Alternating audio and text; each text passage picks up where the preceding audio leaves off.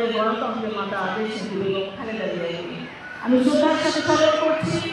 আমাদের ভারপ্রাপ্ত চেয়ারম্যান জনাব তারেক রহমান, যিনি তৃণমূল থেকে বিভিন্ন পর্যায়ে নেতৃবৃন্দকে একটি ছাতা তলে একটি দল গঠন করেছে এবং সাহসী ভূমিকার জন্য অগ্রণী ভূমিকা পালন করছে, যার বলিষ্ঠ নেতৃত্বে আমরা এখন রাজনীতি করছি এবং ভবিষ্যতেও করবো ইনশাআল্লাহ।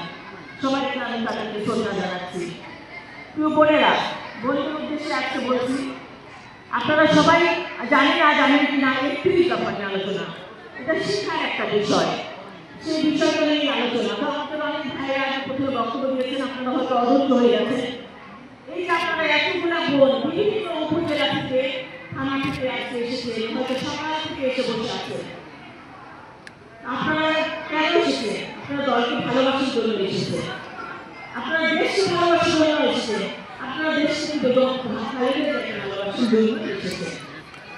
তো আপনাদের জন্য আছে কিন্তু এই দেশ, এই দল। তাই আপনাদের তো মূল্যায়ন করতেই হবে। কেন এসেছে জানেন? আজকে আপনারা এসেছে দলের জন্য, দেশের জন্য। এই জায়গা আপনাদের আনার পিছনে সবথেকে বড় অবদান কার আপনারা জানেন? শহীদ রাষ্ট্রপতি জিয়াউর রহমানের। আমরা অনেক নারীরা যারা সংসারে টুকটাক কাজ করে ঘুমিয়ে থাকতাম, দুপুরবেলা ঘুমাতাম, স্বামীর জন্য রান্না করতাম, বাচ্চাদের স্কুলে নিতাম, তারপরে নিয়ে আসতাম, অলস দুপুরে সময় কাটাতাম। সেই আমাদের ঘুমন্ত নারী সভাকে তিনি জাগিয়ে তুলেছিলেন শহীদ রাষ্ট্রপতি জিয়াউর রহমান।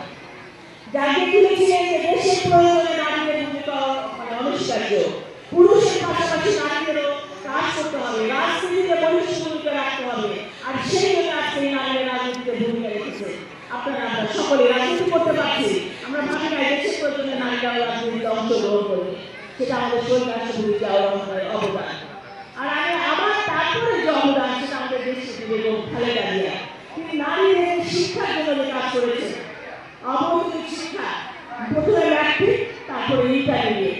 আপনারা শুনেছেন কিছুদিন আগে আমাদের ভারপ্রাপ্ত চেয়ারম্যান একটি মিটিংয়ে তিনি বলেছিলেন যে যখন আমাদের দেশে বেগম খালেদা জিয়া লন্ডনের চিকিৎসা নিতে যান, তখন একজন নাইজেরিয়ান নার্স বলেছিলেন, আমি তোমাকে দেশের চিকিৎসাটা চিনি না, আমি তোমাকে সবার আগে চিনি তুমি খালেদা জিয়া, এবং যার অবদান নারীদের জন্য অনস্বীকার্য, যার জন্য নারীরা শিক্ষিত হয়েছে, যার জন্য নারীরা যারা অর্থ দিতে পারে না বিনা পয়সায় শিক্ষিত হতে পেরেছে, শিক্ষা লাভ করতে পেরেছে। এবং এই তোমার এই পদ্ধতিটা আমাদের নাইজেরিয়ার সরকারও গ্রহণ করেছে এবং তার জন্য আমি শিক্ষিত হতে পেরেছি এবং আজকে আমি নার্স হয়েছি এবং তোমার সেবাদের কাজে আসতে পেরেছি। এটা আমাদের জন্য অনেক গর্বের, অনেক বড় ব্যাপার। এটা আমাদের দেশে বেগম খালেদা জিয়ার অবদান। আর এখন আমাদের দেশে তারেক রহমান কি করছে? যেখানে দেখছেন নারীরা নির্যাতিত হচ্ছে, দর্শিত হচ্ছে, আমাদের মহিলা দলকে কিন্তু বলছে সবার আগে ছুটে যেতে, যারা নারীদের পাশে দাঁড়াতে, যেন নারীরা কোনোভাবে কোনো অবস্থাতে এই সমাজের বেশি না হয় এবং নারীরা যেন মনে করে না করে যে আমরা অসহায়, নারীরা যেন ভাবে যে আমরা সমাজ ভাগিদার, পুরুষরা কিন্তু নারীরাও সমান। আমরা সেটা বলি যে সমতা, কিন্তু সমতা বলতে হবে না যে সমান অধিকার। আসলে সমান অধিকারের দরকার কি আমাদের দরকার ন্যায্যতা। আমরা যেন আমাদের ন্যায্য দাবি, ন্যায্য অধিকার আদায় করতে পারি, সেটি হবে আমাদের নারী অধিকার। তা আমাদের আমাদেরকে রাষ্ট্রপতি জিয়াউর রহমানের 19 দফা ঘোষণা করেছিলেন। এই 19 দফার মধ্যে 11 নম্বর দফাতে ছিল নারী অধিকার, নারী এবং শিশু ব্যাপারে।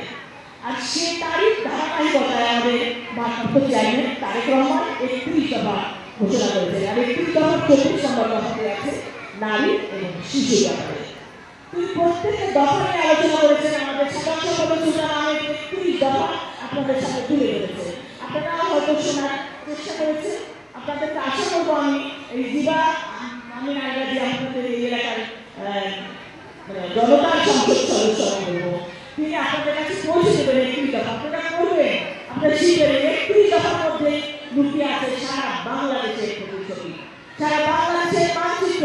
কি করতে হবে, কোথায় আমাদের কৃষকের কথা, শ্রমিকের কথা, আমাদের প্রশাসনের কথা, নারীদের কথা, শিশুদের কথা, প্রত্যেকটা কথা, ক্ষমতার ভারসাম্য, রাষ্ট্রের কথা, প্রত্যেকটা কথা লেখা আছে। আপনারা করবেন এবং প্রত্যেকটা ঘরে ঘরে সে কথা পৌঁছে দেবেন আমি আশা করবো। প্রিয় বোনেরা, আসলে আমরা একটু ব্রেক দিয়ে অন্যরকম আলোচনায় চলে এসেছি, কারণ আমাদের যে ধারাবাহিকতা ছিল যুবদল, ছাত্রদল, স্বেচ্ছাসেবক দল যারা বক্তব্য রাখছিল, আমরা দেখলাম অনেক বোনেরা এসেছে চলে যাওয়ার সময় হলে আপনারা কেউ মানে ওই যখন নৌকা পাড়ি হয়ে যাবেন অনেক দূরে দূরে যাবেন সেজন্য আপনাদের যাওয়ারও সময় হয়ে গেছে। তো আমরা আজকে যারা আমাদের মন্ডলের ভাই আছে তাদেরকে বেশি আকর্ষণ করে বলতে চাই ভাই আমরা তাদেরকে অনেক শ্রদ্ধা করি। আপনাদের কাছে আমরা প্রতিনিয়ত শিখবো এবং শিখেই যাবো। আপনাদের কাছে অনুরোধ থাকবে আপনারা অনেক ভাই বক্তব্য দিলে আমার বক্তব্যের পর আপনারা যতজন বক্তব্য দিতে চান আমি শুনবো ইনশাআল্লাহ। কারণ আমি আজকে রাত্রে এখানে থেকে যাবো কালকে সকালে যাবো। তবে আপনাদের কাছে একটা অনুরোধ করবো এই যে আপনারা এতগুলো ভাই আছে বক্তব্য দিলেন অনেক ভাইরা আজকে এসেছেন আমি আপনাদের ধন্যবাদ জানাই কৃতজ্ঞতা জানাই যে আপনারা আজকে উপস্থিত হয়েছে। তবে আপনাদের কাছে অনুরোধ থাকবে যুবদল ছাত্র দল শিক্ষার্থী মূল দল যে সংগঠনই বলেন আপনাদের যখন প্রোগ্রাম হবে দয়া করে আপনারা মহিলা দলের মধ্যে সুপারভাইজকে না ডাকেন সেক্রেটারিকে ডাকবেন এবং তাদেরকে বসার জায়গা দেবেন বক্তৃতা দেওয়ার সুযোগ দেবেন। কারণ আপনাদের প্রত্যেকটা প্রোগ্রামের সাথে পিছনে রয়েছে মহিলা দল। এই মহিলা দলের আপনারা মন করেন